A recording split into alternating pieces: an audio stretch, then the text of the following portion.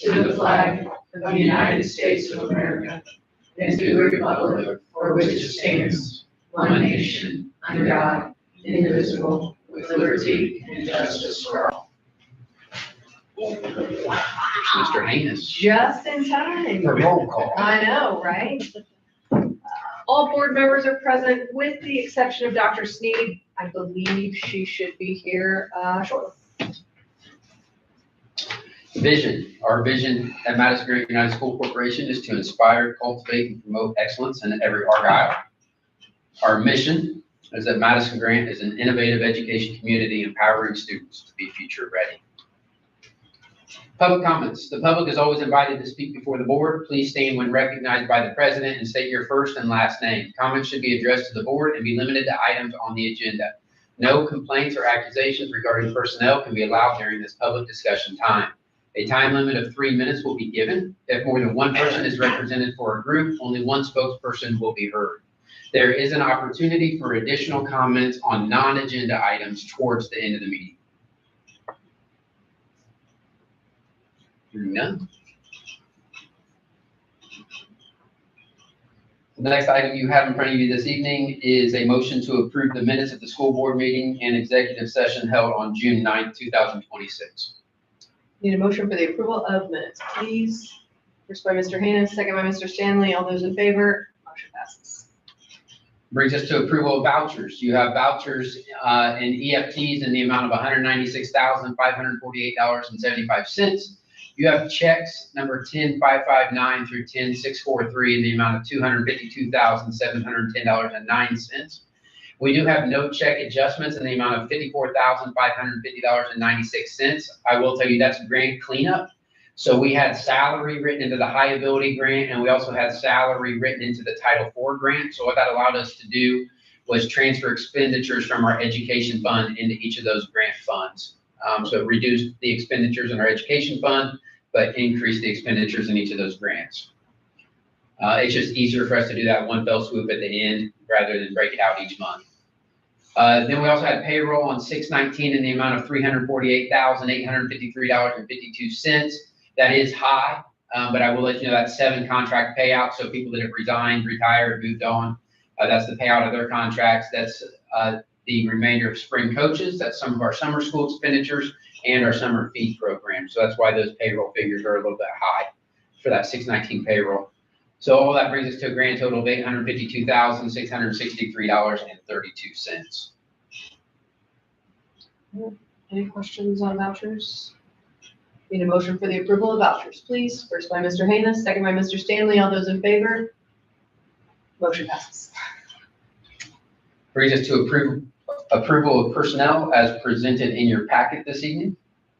Motion for the approval of personnel, please. First by Mrs. Martin, second by Mr. Stanley. All those in favor? Motion passes. We move on to approval of donations, and we are seeking approval of a donation from the Madison-Grant PTO in the amount of $6,404.41 to the student activities at Madison-Grant Elementary School. Motion for the approval of donations, please. First by Mr. Stanley, second by Mr. Haynes. All those in favor? Motion passes. Approval of fundraisers. Mr. Brown and Ms. Rowley are seeking approval of a color run on August 8th. They're working with the town of Fairmount and the park property there to host this color run. But the proceeds of that would benefit our staff social committee fund.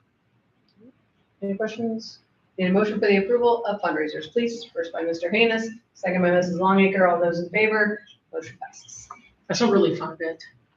What's that? Totally, that's bringing that back. It's a really fun event. Yeah. Excited for that. Yeah. Action items. So the first action item I have for you this evening is myself along with Mrs. Drew is requesting approval to claim the following 2 buses as surplus. One is a 2014 International Bus number 17. The other is a 2013 International Bus number 22.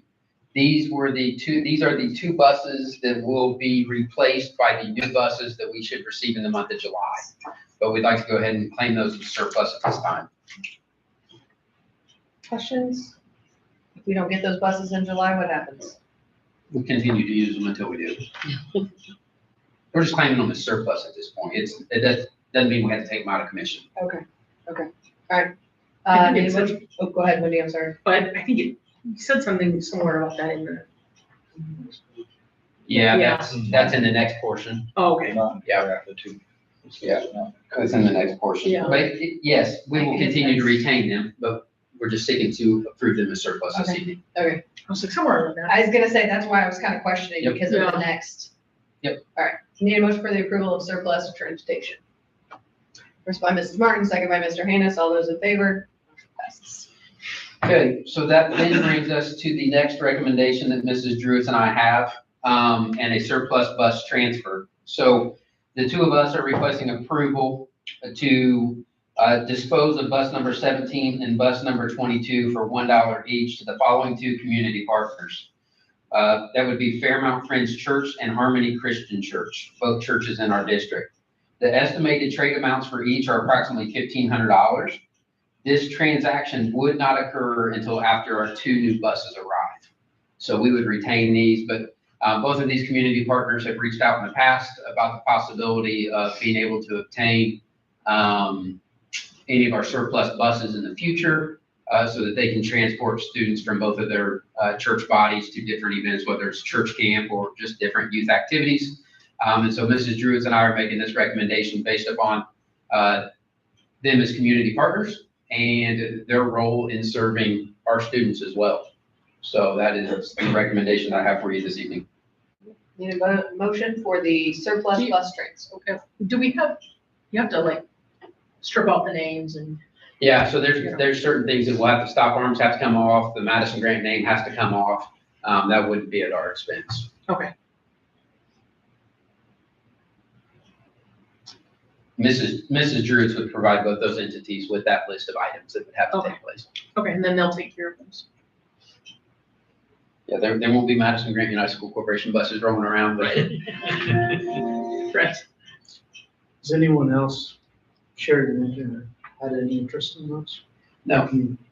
The last time that we claimed buses as surplus and I placed on the silent auction list, I don't remember the amount that we got out of them, but they all went to the same individual.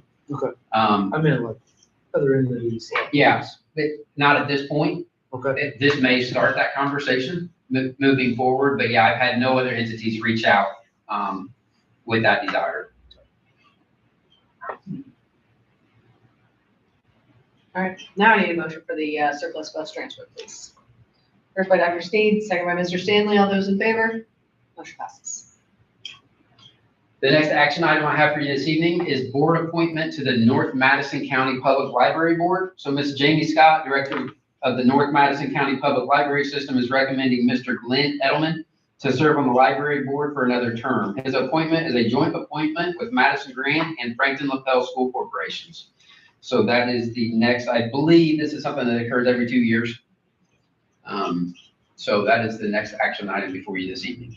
All right, need a motion for the board appointment for the public library, please. First by Dr. Sneed, second by Mr. Stanley, all those in favor? Motion passes. The final action item for you this evening is approval of Neola policy. And again, this is just a policy revision to 5136R. We already approved that policy, which was volume 38, number 2. But this is just that revision that we spoke of last week last meeting that I believe added, smart watches or something along that line. So just seeking approval of that policy revision. Any questions? Need a motion for the approval of the Neola policy, please. First by Mr. Haynes, second by Mr. Stanley, all those in favor? Motion passes. That brings us to miscellaneous. So the first item that I have for you in miscellaneous this evening is, let me go ahead and hand out. I've got a document here for you that makes it a whole lot easier to follow in this way. But on June 21st, 2021, we had a recommendation and approved to create school-wide intervention positions. So we created 3 of these positions on the back end of COVID, and they were titled interventionists. In working with our admin team and our current 2 interventionists, I'm going to bring a recommendation back to you guys, the first meeting in July, to recategorize that position from interventionist to instructional coach. And so what you have in front of you tonight is a list down the left-hand side of the interventionist role as it is currently designed, and then the proposed change to move to an instructional coach role and what that would look like. And so as you move down through there, you can see the differences in primary focus, data, daily activity, flexibility or the flex factor, materials. I will tell you, one of the biggest reasons is we've dug in as an admin team in the last 12 to 18 months and are recommending this shift to coaching is a lot of it is founded on the research by John Hattie, in which it shows that collective teacher efficacy, or the belief that teachers can impact student outcomes, has one of the highest effect sizes on student growth. And so in our opinion, what we have is the interventionist is more of what I would call a reactive role. We're reacting and we're doing our best to play catch up and to close gaps and to do those types of things. The instructional coach model moves to what I would consider to be a more proactive approach. And coming alongside our gen ed teachers, coaching our gen ed teachers, providing instruction alongside our gen ed teachers, navigating data alongside our gen ed teachers, all those pieces that then we hope reduces the reactive role. And so that is the biggest shift in this, is, in my opinion, is moving from reactive to proactive in what's in front of you this evening. Again, I'm not asking your approval this evening. I'm just putting this in front of you tonight before I do put it back in front of you in July. As we look to shift this, it would just be a reclassification of title. It doesn't change any of the benefits of the position or the pay of the position. This is a collective bargaining position that, as it was designed back in 21, but just really more of a model change in the position than anything.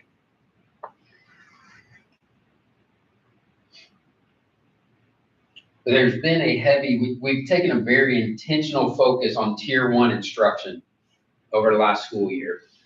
And so this, in our opinion, is a way to attack and strengthen tier 1 instruction. And you can see that on the back. It's stated here, intervention is often a Band-Aid for gaps. Like I said, more of a reactive role. The instructional coach works with teachers to ensure that the curriculum that we're using, Science of Reading and UFly and our Bindi Math, are delivered with high fidelity, which then hopefully, as those are delivered with higher fidelity, it reduces the amount of intervention that needs to take place on the back end. But I know I'm just putting this in front of you here this evening. In a quick look right now, if you have any questions, I'll entertain those. If not, I can entertain questions between now and our next meeting. But I will come back and make this recommendation to you guys in July. So they will still be working with students, because it sounds like they're working more with teachers than students. So just naturally, so in here you can see, let me get there. So I'm working down the right-hand column, okay, under the proposed instructional coach role. So when we, okay, so improving tier 1 instruction to benefit 100% of students. Okay, so that's them being immersed in our gen ed classroom, working alongside our teachers, working directly with students in that gen ed classroom. Okay, whereas right now what they're doing is they're getting 10 to 20% in small group. Okay, but the idea is to come alongside our teachers, to work alongside our teachers to impact 100% of our students, rather than a small percentage of our students. So remind me, tier 1 is what? Math, the main ones, right? Just main English, math. Tier 1 instruction is main, foundational, fundamental, teacher-led instruction in the classroom. Okay. And then much of right now, what they do in a lot of situations on the data piece is gather data. So they spend a lot of time gathering data and pulling it in. This would move more to a model where they would use data alongside our teachers to identify instructional gaps and cycle through in that manner. And then the flexible cycles, right now, as they're currently structured, they're in fixed groups. Their time's locked up into leading small groups. It may be 6 students at a time. Whereas this would cycle into observation, co-planning, modeling, oversight of small groups. So there's some of that interaction still with small groups of students, but more within the gen ed setting alongside our gen ed teachers. And then the instructional support, professional learning communities, and one-on-one coaching versus right now they're used in other ways that don't give us a big bang for our buck with the strengths that they bring to the table.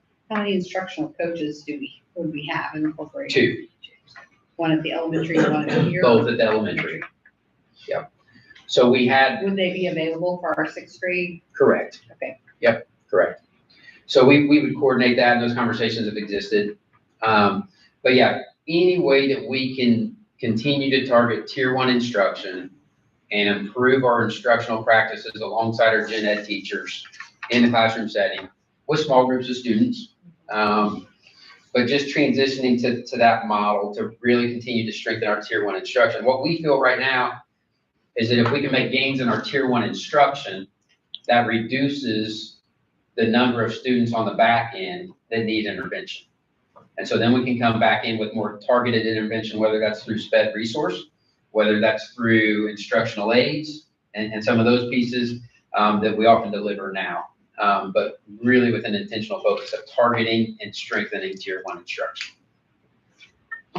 The numbers in front of you, how much and where do the funds come from these aids? Or So they are title funded. These individuals here, they're title funded. we only have enough for 2, or is there? I mean, has there been any talk of getting one also for the middle school? Okay, so right now, remember back to with the restructure of the middle school, we went to the extended periods for English and math. We've also provided those core content teachers that additional data intervention prep in the afternoon. So we've already provided our teachers with an additional 47-minute period each day to dig into some of those pieces. I kind of forgot about that.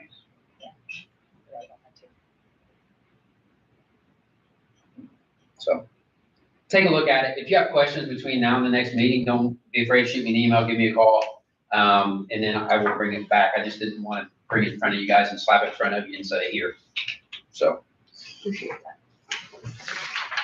Okay, the next item that I have to bring you in the loop on, you guys remember a year ago, we engaged with Policy Analytics for property tax base and revenue analysis and school finance support services for our district.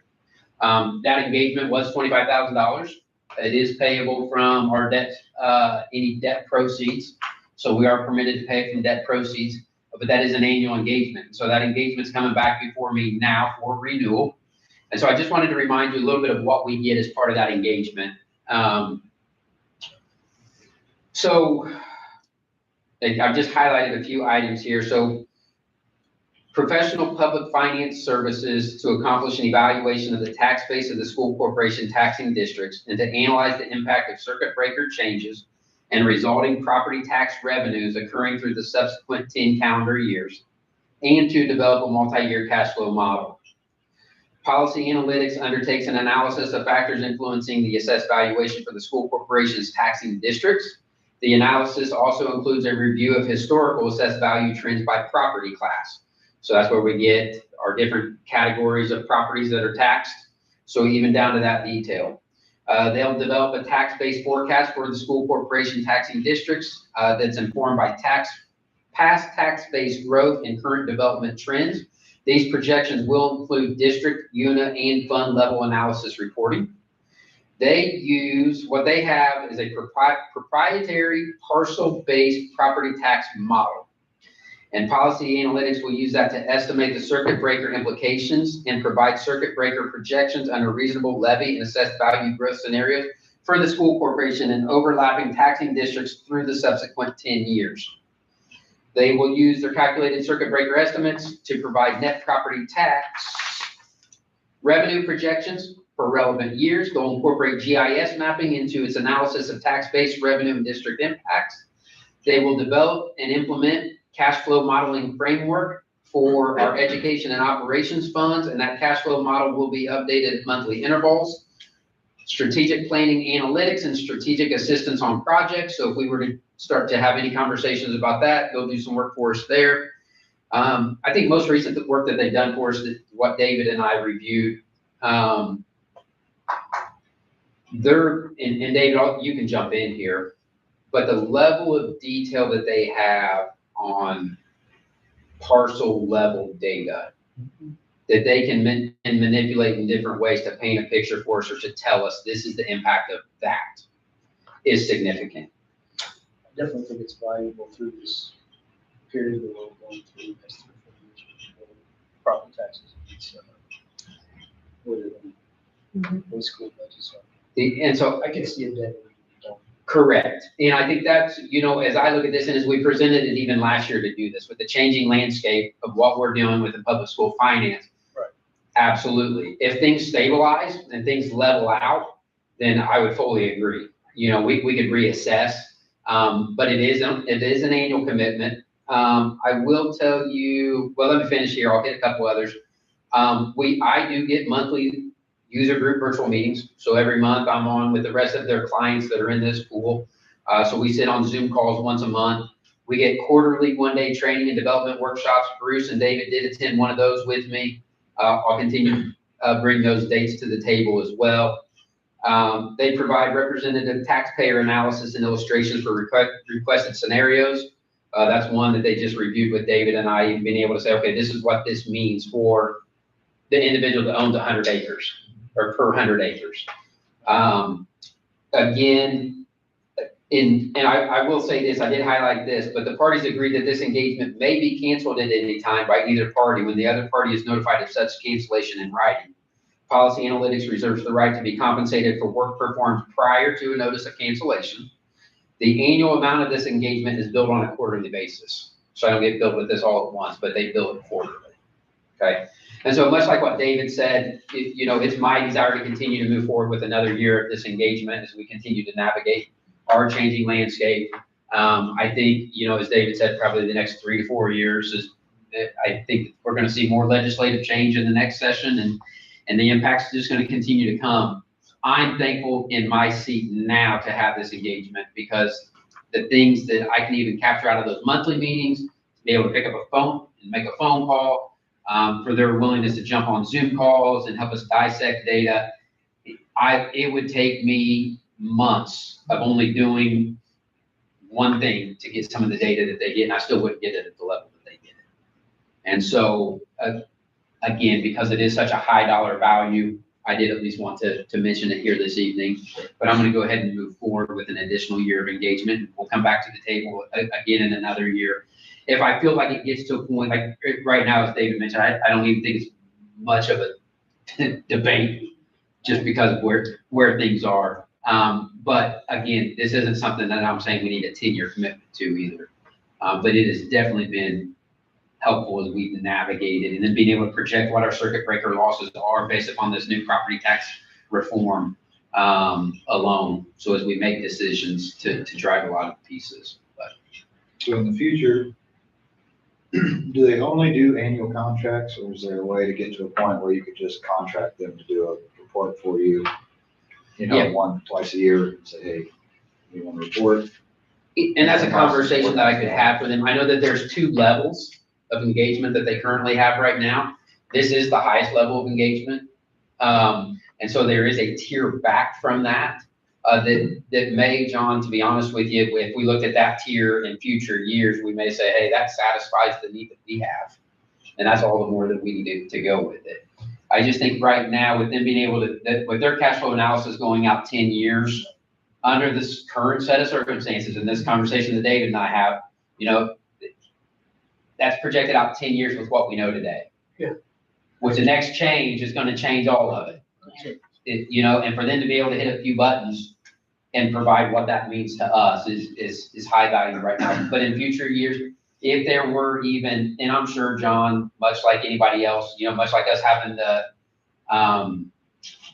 when we brought in architects prior to the last project and we engaged that and we engaged in the long-term facility study, I'm sure that if there was a specific thing that we wanted them to target, that we would present that to them, they'd bring a proposal back to us and we would decide whether or not we accepted that proposal. Are there any services on top of what they offer in that 25,000 is additional? This is all inclusive. Everything they do. Yeah, it's the total package. I didn't know there was like some special thing that for additional. No, VIP. I mean, so for, yeah, I mean, probably it gives us everything you can get out of it. It's good. And I will tell you this, their school-based team has increased even since we've come on board, because there have been many others that are utilizing their services in the present times. Yeah. So, It's silly not to. yeah. The next item I have for you is just to give you guys an update that Mr. Perniak and I met with the Madison-Grant Youth Sports League last night. So I believe there were 8 representatives across basketball, baseball, softball, football. So we met for about an hour and a half last night in our junior senior high conference room. Very productive meeting, but just really digging in about how we come alongside each other and serving our kids across the district, whether that's the kindergartner playing coach's pitch for the first time, or that's the senior that's, been a 4-year starter and is graduating. But how we come together. One of the unique things in that is 6th grade coming out here. And some 6th grade sports have become school-based teams, and they still also operate some youth sports at the 6th grade level. So discussing how we navigate that and how that works collectively rather than an us versus them. And so very good initial meeting last night. We're going to schedule another meeting for about mid-September as we continue this partnership and just really merging our 2 entities to work collaboratively, because ultimately we're serving our kids. And so that's the common theme in all of it. One question on that, came to mind the other day. I know we used to, like when I was a kid playing sports, like it was kind of up to the, like, I'm just thinking of football, for example. The head football coach would choose to kind of go out to the youth sports league and kind of help the coaches learn their philosophy, kind of what they're doing. I mean, some of the neighboring schools have done that very well. Yep. And a a lot of that was up to kind of the head coach at the time, whether they wanted to. Is that something we could build more of? This was step 1 with our youth sports league. Mr. Herniak and I already have a varsity head coaches retreat scheduled in July, where we're going to bring all of our varsity head coaches in for dinner and discussion, and a lot about that of becoming more intentional in engagement in our youth sports.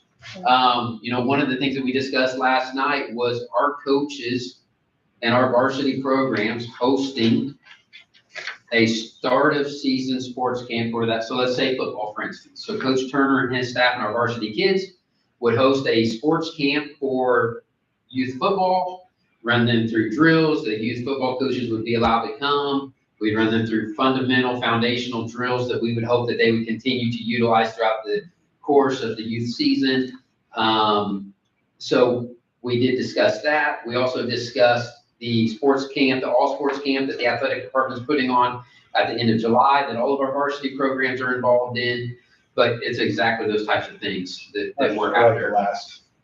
I don't even know how many years I would say, just for a while now, it just seems like that. Like when I was a kid, I was like whatever sport I played, I went up to high school for a good camp, you did all of it, you were there around varsity players. There's a lot of engagement with the head coach and even all the youth league coaches, kind of get some continuity there with program. And even one of the other things we discussed last night was the need to redraft each year at the youth league level to redistribute talent evenly so that things are competitive. And so now, let's say baseball and softball, can our baseball coach run that camp or that clinic? The youth league coaches can observe the students participating in that clinic, and then they can use those observations to then inform their draft picks in hopes that we distribute talent evenly across all the teams so that there's not one dominant team that's loaded up for the last 2 years.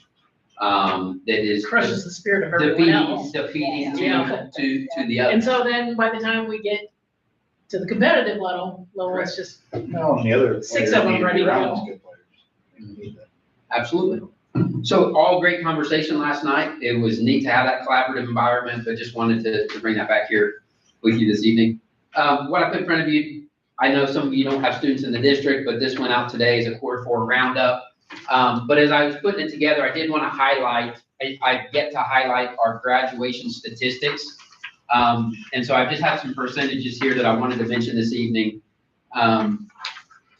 But class of 2026, 14% of the class graduated with a technical honors diploma. 24% graduated with an academic honors diploma. And 12% graduated with both a technical and academic honors diploma. 27%, or basically 1 out of every 4, graduated with the Indiana College Core, meaning they have at least 30 transferable college credits that satisfy their freshman year college requirements, reducing a 4-year degree to 3 years and saving thousands of dollars in tuition. 8% of our graduating class graduated with a high school diploma and an associate's degree. 50% graduated with an industry recognized certification. 79% completed a career pathway. And 53% participated in work-based learning experiences their senior year. So I just wanted to mention those here this evening. I think it's just things that oftentimes naturally just happen inside this building that don't always make their way outside of this building. But after sitting through graduation and putting this together to wrap up the 25-26 school year, just a few things that I wanted to highlight. We need to put this on our marquee up front. Yep. And social media. Facebook and Yeah. Everywhere. Instagram and. We need to toot our own horn more than we do. Yep, absolutely. Okay, that brings us to public expressions. So the public is always invited to speak before the board. Please stand when recognized by the president and state your first and last name. Comments should be addressed to the board and be limited to corporation issues only. No complaints or accusations regarding personnel can be allowed during this public discussion time. A time limit of 3 minutes will be given. If more than one person is represented for a group, only one spokesperson will be heard. Go ahead, Andy. Okay. I'm Andy Van Ness, president of the Madison-Grant Alumni Association. I'm going to hand out a little packet of info to you guys with this team tonight to kind of give an update on what we've had going on. That is your mug, Dr. Sneed. So we've, as I think most of you probably know, we made all the graduates from this year official, gave them membership. We gifted them their first year membership. Not just in school, but we also did the VPrep online students as well. Still working on getting information to complete that process with the online students. But, we just thought that was a good idea to just make those kids all members, kind of try to plant a seed, if you will, and hope that, you know, maybe in years to come, they'll remain connected to Madison-Grant. We kind of, in line with that, we started a new membership campaign. So we've made our membership run from June 1st to May 31st the following year. So it kind of coincides with when graduating seniors come on board as members. So we're trying to put that out and share that. So I would just offer and extend to all of you, if you're not already a member, if you'd like to join. There's multiple ways. If you don't want to fill out that form and mail it in with a check, you can, if you like doing it on your phone, you can scan that QR code. Or if you want to send an email to the email address at the bottom, I can send you a link where you can join online. So multiple ways for you to join. And it's in our statement that you do not have to be a graduate to be a member of the Alumni Association. We encourage, we're open to former faculty, staff, anybody who, you know, back in my day, there were some students that quit halfway through high school and went and did something else. If you attended Madison-Grant, if you have any connection, if your kids went to Madison-Grant, you know, so any connection you have, any interest you have in Madison-Grant, you're welcome to join the Alumni Association. Another thing we've rolled out, you'll see Dr. Sneed has her coffee mug there for their membership. We also did kind of a neat travel mug. I'll pass that around, let you take a look at that. We got those from a company that does a lot of stuff for Indiana Wesleyan in their gift shop in the student center. So just something we thought we would do. Also the lapel pin. The lapel pin is kind of the official membership pin for everybody that joins. The coffee mug, travel mug, it kind of depends on what level membership you do, if you get that. But those are just some things we wanted to roll out as kind of a way to say thank you for your support.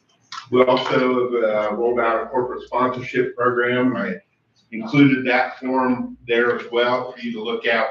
I worked with Mr. Herniak on, making it kind of mirror what the athletic department does. And what we're going to have is provide or offer them advertisement at athletic events as well as in any publication we do. So and we kept and I've talked with him about who the current corporate sponsors are, because, we are not going to intentionally pull anybody away that maybe has been a corporate sponsor for athletic department. And, I'm not encouraging anybody. I tell anybody that I talk to, and I don't talk to too many. I try to target people who aren't already athletic department sponsors. But I say, and I've talked to a few, and I say, hey, if it's one or the other, do the athletic department. And that's my message to them. So we do have our first corporate sponsor, Beacon Credit Union out of Marion. And for those who don't know, they're building a new branch on the south end of Marion. So they were very excited to become a part of our association. So we've also, then the third page that you got in that little package is we have started our endowment. We found out about through Madison County Community Foundation, they have a program going on. It started back in actually 2025 for matching donations. So all funds that we raise that go in the endowment, they match it up to, it's about, I think, $100,000 a year. So we got our donation of $1,000. They matched it, so we have $2,000 in endowment. It's just the beginning, but we decided to move forward with. I didn't think that we were ready to start working on something like that yet. When I had said, hey, I can double my money with every donation, we decided to go ahead and do that. So, and then as far as the events we got coming up, I think most of you know about pancake breakfast we're doing at Summersville. And we originally it was going to be in the cafeteria, but we've shifted and it's actually going to be in the gym. So with Summerville, that'll be even better. And then we're working with Mrs. Stanley on the Wall of Distinction ceremony that we'll have. And then I believe on the same night, it will be the football alumni night like we did last fall. And then we also are going to have a presence in Fairmount during James Dean weekend. We're going to, as it looks now, we're going to be located as a little patio right next to the lodge, Masonic Lodge downtown. So, and then of course, Hall of Fame banquet whenever TJ picks the date for that. Second semester. That's all I have. So hope I didn't pass 3 minutes. You're good. You're good. You're good. Thank you for all you do. Yes. Yeah, it's great. We appreciate you. Yes. Don't thank me, become a member. I am. I got my money. Yes, you are. And Bruce is, so, and I know some of you considered it. But anyway, thank you. My name is Justin Lamb. Do I stand here or do I? You're good right there, brother. All right. I know I got a booming voice, so you should be able to hear me. So I am the next gen pastor at Fairmount Friends Church. I have 3 things. First thing, thank you all for everything that you guys do. I know that a lot of times it can be bogged down with the stuff that gets said, but I'm a very huge supporter of you all. I'm a huge supporter of our school, and I'm a huge supporter of our students. So thank you for serving them. Thank you for the decision making that you all do. It's not an easy thing to do, but it is something that is a necessity. So I appreciate that. Second thing, as a representative of one of the 2 entities that you spoke about with the buses tonight, I also appreciate that, the ability, that's an answer of prayer. I didn't understand that when I initially started praying, people were like, oh, that's crazy, that God was going to answer that prayer twice and provide a second bus for another. But I think that just provides opportunity to be able to further serve the youth in our community. I've been serving in our church since December on staff, a church that did not have a youth group or any youth outreach for about 6 or more months. And since then, I've been able to, we've seen over 100 kids come through our doors, whether it's an activity or whether it's, you know, an overnight event that we've done or church service. And that has all been since December. I think with the size of our community, the size of our school, I think that that is very awesome to see that the kids are really willing and wanting to be a part of something. And then that's just a reflection to just the faithfulness our teachers have had and you all have had and parents and the investment that they've been doing. And then the third thing is it's not necessarily was really touched on tonight, but with the Youth Sports League. So I'm wearing a FFC Thrive shirt, which is our outreach for our youth. So we actually partner with our sports league, our Youth Sports League this season for baseball and softball and t-ball, I believe. And we took up donations a couple times on our opening day. We did it again on the closing day. We've seen quite a bit of donations that came out, either whether it was gently used or brand new equipment, baseball bats and things of that nature. And we're continuing to help them. We're going to see in what other opportunities we can to help serve them, to help them better. I think that that will work cohesively with what you guys are trying to accomplish with them. Because I think it just makes sense. If we help enable, when I was a kid and I came to school here, I didn't have the money to do it or the equipment to do it. But if we help enable and open that opportunity up for kids in our community to be able to do it, remove the excuses, whether that's through scholarship to pay for kids for them to be able, whether that's providing a ball glove or a helmet, or whatever that might be, even if it's like concessions, we help out with serving in the concession stand. I think it's such an opportunity to be able to help build a foundation that can kind of corral and help build our junior high and high school sports athletics. So I just, once again, I appreciate everything that you all do. And I look forward to partnering with the school here and other things. And I'm just so glad that you guys see it fit to invest right back in the community that cares and appreciates everything that you all do.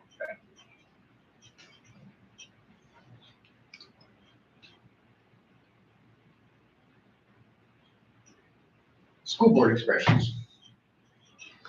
Well, I have to brag on the Madison-Grant track team. We competed Sunday for the Indiana State track high school. Over 220 kids participate in that, and that's just on Sunday. And so quickly, we're the smallest school, obviously, of the schools in our area that participate in the track, but yet we're 2A instead of 1A. And the reason is because we have 27 kids on our team, and some of our other schools have 5, 10, 12. And so what that means is we're competing with 4A and 5A schools in track. So that it's a little defeating, but yet exciting. It's a good and bad problem. To have. Yeah, it's a good and bad thing. I don't know. But, like some of the schools from Indianapolis are bringing 70 kids to the track competition. We had 17, which we thought was pretty good, actually. We had 17 out of our 27 who participated. And actually, Justin and Sarah's nephew, Kyron, he had a perfect 25 on one of his rounds. But they shoot 4 rounds of 25 each, and he had a perfect 25, and one of our other boys, Levi Tucker, had a perfect 25, and so we were pretty proud of that. And another one of our shooters, Levi Unkefer, who I believe is a 7th or 8th grader, Levi Unkefer, but he got 3rd place in his category, in his novice category, so he was able to play. So yeah, so we were pretty happy and proud that we got to participate and round up the season that way. It was a good day. Good day. I'd like to thank you for putting this together, talking about the class of 26 and the accomplishments. This is stuff that everyone in our community should be just unbelievably proud of. I mean, 27% with the Indiana College Corps. That's good. You know, I appreciate it. And I appreciate you talking about it in the public meeting. Absolutely. I was gonna say, Ben, Mr. Rutherford, new strength and condition coach and I, we all went to Friday last week at our Youth for Christ golf outing. It was a perfect day for it, and it really was. Perfect day. I think we need to do a little more golfing. The golf was perfect, but the weather was. I really hope we're not the strongest golfers at our school. But no, it was a really fun event. There's a lot of community members there. I think there was probably, 40 teams? Yeah, they ran 2 flights, so they had a morning flight and an afternoon flight. So it was. You didn't use the simulator before you went? Yeah, that was recent. We just stepped out there and started swinging. He said that was probably the first time he's golfed since I've been last Yeah, I year. think it was. I haven't golfed. since Is it I a was scrim? like- Is it just the scrim? Yeah, Okay. I haven't It's golfed their since- biggest fundraiser, Youth for Christ's Yeah. biggest fundraiser of the year. it Yeah. is. And so just It's a fun day. neat to see Madison-Grant's name out there. But again, to come along, a partner that's been We with were us. one of, 4 or 5 platinum sponsors? That's So- what it was. So. Yep. But just the team, obviously Youth for Christ comes into this building and serves our kids, not only in this building, but in activities outside of this building. Well, you sit on that board as I love well. that, yeah, I'm on the state board. And so, it's one of the biggest ways that they help to generate the funds that they need. They hold these golf outings in each of their different counties, but it was Grant County's last Friday. So, needs to see school representation, needs to see community representation. But then to have a board member and myself and Mr. Rutherford and our new strength and conditioning coach was just neat to have that opportunity on Friday.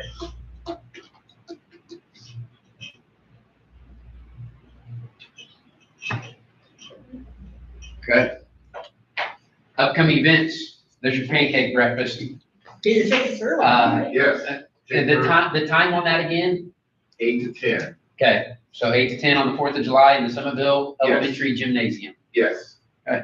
Tickets in advance are $10 for adults, 5 for kids. At the door, $12 and $6. Okay. Cash only at the door. So that ought to drive everybody to pre-sale. right? And then we'll be back in here July 7th and July 21st for regularly scheduled school board meetings at 7:00 p.m.